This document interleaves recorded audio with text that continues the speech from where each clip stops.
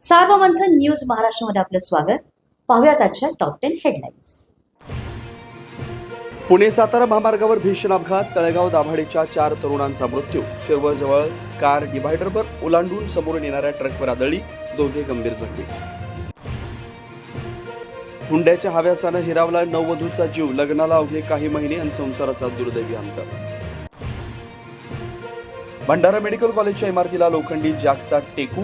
धोकादायक इमारतीमध्ये दररोज शेकडो रुग्णांवर उपचार. 400 बेडची क्षमता असलेल्या 3 मजली इमारतीची दयनीय अवस्था. मराठा समाजाचा पुन्हा मुंबईला जाण्याचा निर्धार. मुंबईत जाऊन आंदोलन करू. मनोज जरांगेंचा सरकारला इशारा. मार्ग बंद केले तरी मुंबईत पोहोचू. जरांगेंचं वक्तव्य.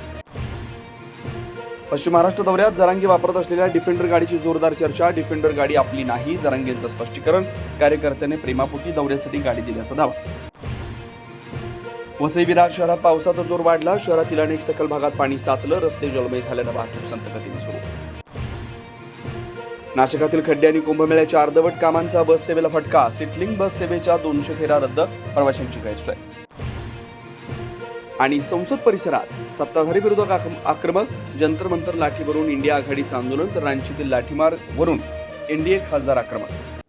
सार्वमंथन न्यूज महाराष्ट्राला लाईक करा, शेअर करा, सबस्क्राईब करा.